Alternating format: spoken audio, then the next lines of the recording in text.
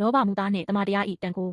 အားလုံးမင်္ဂလာပါယနေ့ကျွန်ုပ်တို့သည်လောဘနှင့်မူသားတို့ကလူသားများကိုမြေတို့ဖြစ်စည်းပုံနှင့်ယင်းတို့ကိုတွန်းလှန်သည့်တမန်တရား၏တန်ခိုးအကြောင်းကိုမျှဝေလိုပါသည်တမန်ကျမ်းစာဓမ္မရာဇဝင်ပထမကျမ်းခန်းကြီး20တွင်မိဖုရားယေဇဗေလသည်သူ၏ခင်ပွန်းရှင်ဘုရင်အာဟတ်တောင်းတနေသောနာဘုတ်၏စပစ်ဥယျာဉ်ကိုသိမ်းပိုက်ရန်လှုပ်ဝက်သောအစီအစဉ်တစ်ခုကိုကြံစည်ခဲ့သည်နာဘုတ်သည်သူ့ဘိုးဘေးဘီပင်များမှအမွေဆက်ခံရရှိသောစပစ်ဥယျာဉ်ကိုမယောင်းနိုင်ကြောင်းပြက်ပြက်သားသားညှင်းဆိုခဲ့သည်အာဟတ်စိတ်ပြတ်အားငယ်နေခြင်း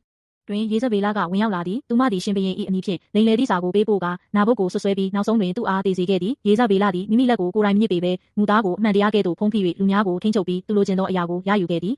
ဤပုံရိပ်သည်ယနေ့ကျွန်ုပ်တို့မကြာခဏကြုံတွေ့ရသည့် gaslighting စိတ်ပိုင်းဆိုင်ရာလှည့်ဖျားမှုနှင့်အလွန်စင်တူပါသည်လူမှုမီဒီယာသို့မဟုတ် online အတိုင်းဝိုင်းများတွင်လူထုအမြင်ကိုထိန်းချုပ်ခြင်းသတင်းတူများကိုဖြန့်ဝေ၍လူများကိုလှည့်ဖျားခြင်းနာမည်ဝက်နောက်တွင်ပုံအောင်ကအသက်ရည်ဖြတ်ခြင်းသို့မဟုတ်သတင်းမှားများဖြန့်ဝေခြင်းတို့သည်တိုးများလာပါသည်ဤလုပ်ရများသည်သူတစ်ပါး၏ပစ္စည်းကိုသိမ်းပိုက်ရန်သို့မဟုတ်မိမိအကျိုးအတွက်လိမ္မာပါးနှက်သောလှည့်ဖျားမှုများကိုအသုံးပြုသည့်ခေတ်သစ်ယေဇဗေလ၏ပုံရိပ်နှင့်မတူပါ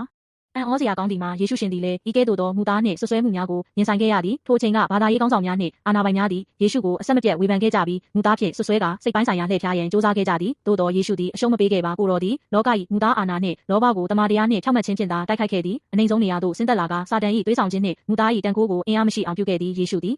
သူ၏အာဏာအလုံးကိုစွန့်လွတ်ပြီးလက်ဝါးကပ်တိုင်တွင်အသေးခံခြင်းအဖြစ်မူသားနှင့်အပြစ်ဖြင့်ဖုံးလွှမ်းနေသောလူသားမျိုးနွယ်ကိုကယ်တင်ခဲ့သည်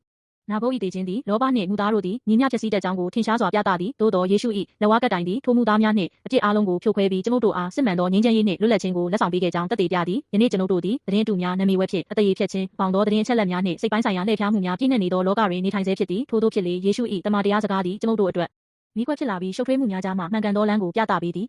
ထို့ကြောင့်အသင်တို့ဤလောက၏မူသားနှင့်လှည့်ဖျားမှုတို့ကြောင့်မတုန်လှုပ်ကြပါစို့ယေရှုပြသခဲ့သောတမန်တရားနှင့်ပူဇော်တကားလမ်းကိုလိုက်ကာတဦးကိုတဦးလေးစားခြင်းနှင့်ချစ်ချင်းမေတ္တာဖြင့်အမှုဆောင်သည့်ဘဝကိုမျှော်လင့်ကြပါစို့ယေရှု၏စကားသည်ကျွန်ုပ်တို့ကိုလွတ်မြောက်စေပြီးကျွန်ုပ်တို့၏ဘဝများကိုဖြောင့်မတ်ခြင်းနှင့်ငြိမ်းချမ်းရေးဖြင့်ကြွယ်ဝစေသည်ဤတမန်တရားသည်သင်တို့၏မိသားစုအလုံးနေရာနှင့်စိတ်နှလုံး၏အနက်ရှိုင်းဆုံးနေရာအထိစိတ်ဝင်ကားအမှောင်အလုံးကိုဖယ်ရှားပြီးအလင်းဖြင့်ပြည့်နှံ့